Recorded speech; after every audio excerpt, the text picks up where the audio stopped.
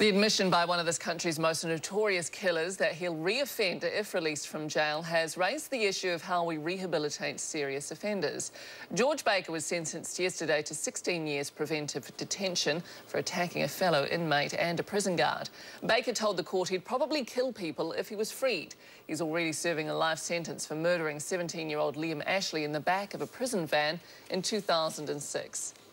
So, what does that mean for society? Do we take Baker at his word, lock him up and throw away the key? And how do we address our soaring imprisonment rates? Longer sentences, rehabilitation, or looking at the causes? Well, earlier I talked to social worker Carey Ewing from Prisoner and Reintegration Service Pathway Trust. We began by discussing George Baker and whether he's beyond help. Well, no, I wouldn't say anybody's beyond help.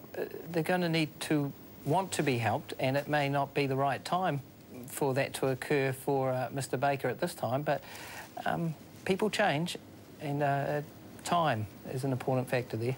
Is it just time, or is it, I mean, once he's in prison, I mean, 16 years preventive detention, what will be done for him? Will he receive rehabilitation services? Well, no, he'll likely to receive very little initially.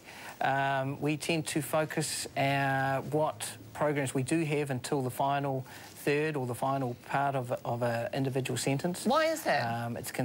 It's considered that that's the best value that you can get from the programs, is to focus that on when you are more likely to know someone's about to get out rather than at the early stages of their sentence. OK, best value, but is it the best strategy? I think that it is best in all cases to work with someone when they're ready to make change, regardless of whether that may be at the beginning of their sentence or towards the end of their sentence. OK, what's your view of prison then? What's your view of prison then, Carey? Is it to simply serve your time, or is it to rehabilitate?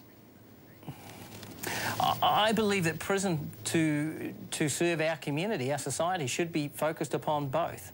There certainly needs to be an element of punishment, but if that is all you do, then all we do is create monsters and difficult people that return to our communities. OK, so waiting for somebody to be ready to be rehabilitated then might not necessarily work. Well, you can only rehabilitate someone who wishes to make positive changes. But should we be making those services more readily available? Because, of course, we've heard of cases where prisoners, inmates are asking for services and they can't get them. Oh, it certainly wouldn't hurt to have more programs, to have more services available. And yes, I'm certainly aware of cases where individuals are waiting for extended periods of time. Is that good enough? I don't think it's serving our communities well. OK. Nearly half of released prisoners re-offend within 12 months. 37% end up back in prison.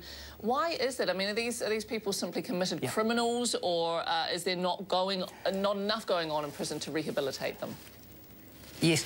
Well, remember that you know, we put people increasingly in higher numbers than ever before into an environment which is a highly toxic environment. I mean, they live with 60 other criminals in an intensive space, and then we have an expectation they'll walk out of that environment back into our community reformed.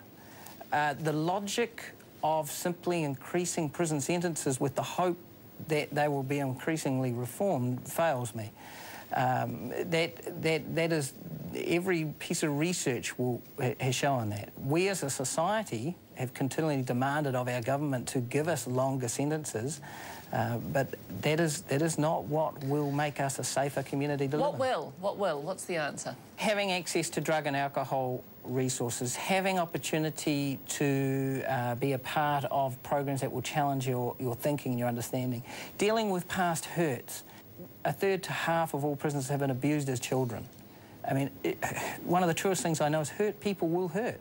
And until we deal with some of those hurts, they will continue to come out and not feel to be a part of our communities and our society. OK, so stop having the ambulance at the bottom of the cliff. That's the answer. Get people before they begin offending.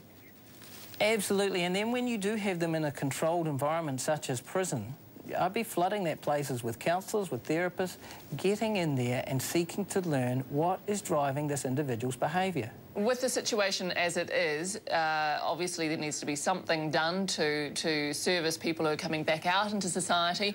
The Yes. Parole Board Chair, Judge Sir David Carruthers, wants to see halfway houses introduced Yes. to help with that reintegration into society. Is that a good idea? I think it's a fantastic idea. In Canada, I believe they have over 400 of those halfway houses, and they have half the re-offending rate within itself. The moving from prison back into our society is a huge transition, and largely we do that, we expect most of our inmates to do that unsupported. We take them from one environment that is highly structured, highly controlled, and we just move them out the door. If you can solve the basics of somewhere to live, somewhere to be, food, and people who take an interest in you, I'm sure that that would make a huge difference. I mean, we've seen that make a difference in the work that we're doing down here. And that was social worker Carey Ewing from Pathways.